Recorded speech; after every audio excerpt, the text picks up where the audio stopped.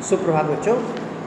आज मिठाई वाला जो पाठ है उसका अंतिम चरण यानी तीसरा खंड, तीसरी कक्षा है यह इस पाठ की, और पाठ का ये चौथा खंड है।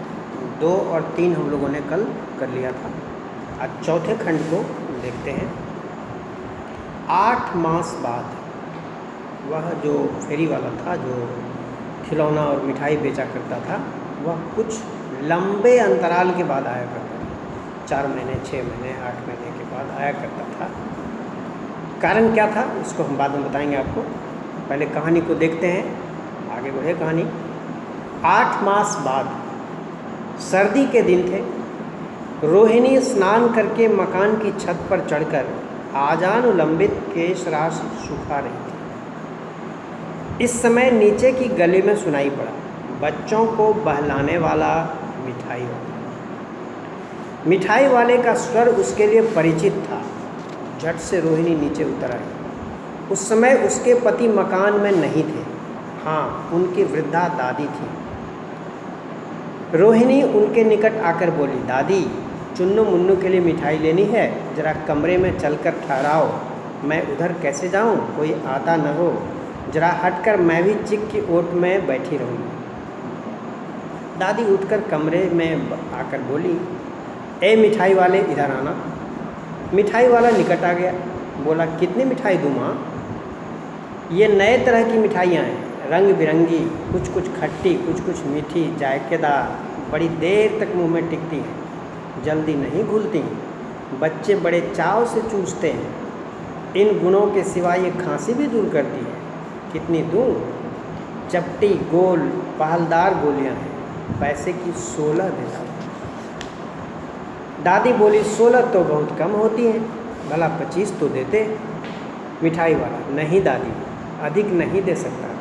इतना भी देता हूँ, अब यह मैं तुम्हें क्या, खैर मैं अधिक न दे पाऊँगा। इन कुछ बताना चाह करके भी न बता सके। रोहिणी दादी के पास ही थी। बोली, दादी फिर भी सस्ता दे रहा है, 4 पैसे की ले लो, यह पैसे रहे। मिठाई वाला मिठाइयाँ गिनने लगा। तो 4 की दे दो। अच्छा 25 नहीं सही 20 ही दो। अरे हाँ, मैं बूढ़ी हुई, मोल भाव अब मुझे ज़्यादा करना आता भी नहीं।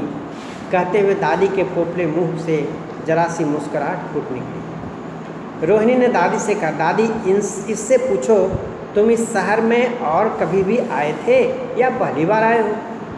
यहाँ के निवासी तो तुम हो नहीं।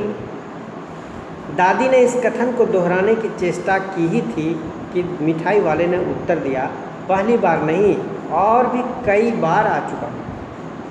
रोहिणी चिक की आड़ ही से बोली, पहले यही मिठाई बेचते हुए आए थे या और कोई चीज़ लेकर?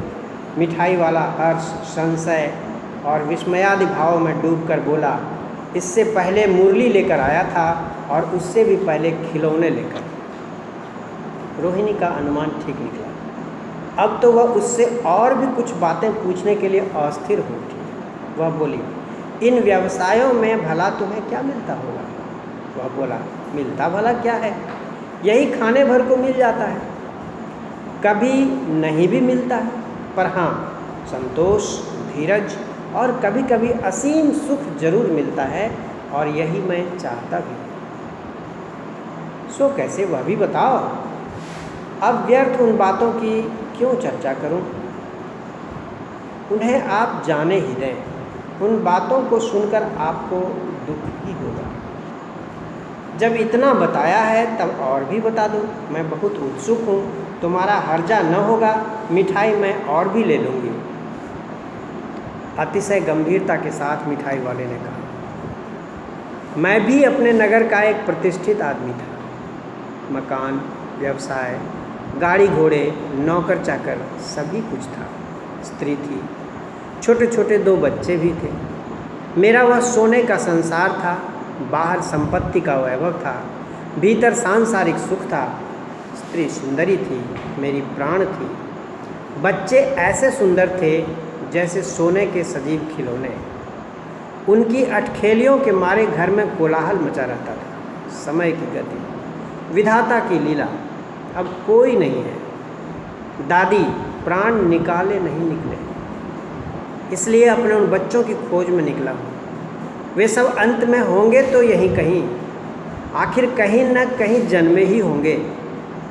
उस तरह रहता घुल घुल कर मर जाता, इस तरह सुख संतोष के साथ मरूंगा। इस तरह के जीवन में कभी कभी अपने उन बच्चों की एक झलक सी मिल जाती है। ऐसा जान पड़ता है जैसे वे इन्हीं में उछल कर हंस खेल रहे हैं। पैसों की कमी थोड़े ही है, आपकी दया से पैसे तो काफ़ी है।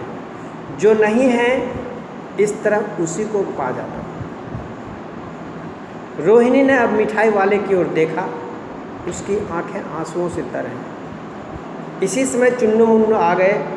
रोहिणी से लिपट कर उसका आंचल पकड़कर बोले, अम्मा मिठाई मुझसे लो। यह कहकर तत्काल कागज़ की 2 पुड़िया मिठाइयों से भरी मिठाई वाले ने चुन्नू मुन्नू को दे दी। रोहिणी ने भीतर से पैसे फेंक दिए। मिठाई वाले ने पेटी उठाई और कहा, अब इस बार ये पैसे न लूँगा। दादी बोली, अरे अरे ना ना, अपने पैसे लिए जा भाई। तब आगे फिर सुनाई पड़ा उसी प्रकार मादक मृदुल स्वर में, बच्चों को बहलाने वाला मिठाई वाला। तो इस तरह से वो जो मिठाई वाला है, जो कभी खिलौने बेचा करता था और कभी मुरली बेचा करता था, उसने अंत में बहुत पूछने पर अपना परिचय दे ही दिया, अपने बारे में बता ही दिया, जिससे इस कहानी को पढ़ने वाले के मन में उस मिठाई वाले के प्रति एक श्रद्धा का भाव जगता है। और इसी आधार पर हम कह सकते हैं वह मिठाई वाला जो है वह साधारण फेरी वाला नहीं था। इस प्रकार से आपने इस कहानी में देखा कि क्या क्या खासियत थी उस मिठाई वाले की, उसका क्या उद्देश्य था। बच्चों के बीच रहना, बच्चों के प्रति उसका प्रेम और उन बच्चों के साथ समय बिता करके वह अपने खोए हुए परिवार के अपने बच्चों को देखा करता था। अब इस खंड में जो नए शब्द आए हैं उसका आप अर्थ लिखें। पहला शब्द है आजानुलंबित। केश राशि, केश राशि मतलब बालों का समूह। रोहिणी अपने बाल सुखा रही थी, वो बाल काफ़ी लंबे थे। आजानुलंबित कहते हैं घुटने तक लंबे। आजानुबाहु, जिसके हाथ घुटने तक पहुंचते हों, खड़े होने के बाद जिसके हाथ घुटने तक पहुंचते हों उनको आजानुबाहु कहते हैं। कहते हैं कि जिनके हाथ घुटने तक पहुंचते हैं वे लोग बड़े पराक्रमी होते हैं, बड़े भाग्यशाली होते हैं। आजानुलंबित मतलब घुटने तक लंबे बाल। वृद्धा, बूढ़ी। जायकेदार, स्वादिष्ट, टेस्टी। चाव, रुचि, पसंद। पोपले, पिचके हुए। बुढ़ापे में गाल पिचक जाता है ना, पोपले मुँह। हर्ष, खुशी, प्रसन्नता। संशय, संदेह, डाउट जिसको कहते हैं। विस्मय, आश्चर्य। अस्थिर, बेचैन, रेस्टलेस। तो इस तरह से ये सारे नए शब्द हैं। इन शब्दों को आप अपने वाक्यों में प्रयोग करेंगे और इसके जो प्रश्नोत्तर हैं वो आप लिखने का प्रयास करेंगे। इसके अलावे 2 अतिरिक्त प्रश्न भी मैं आपको दे रहा हूँ। इसका उत्तर भी अपने मन से, ईमानदारी से, जो इस कहानी में आपने पढ़ा, जो सुना, उसके आधार पर लिखेंगे।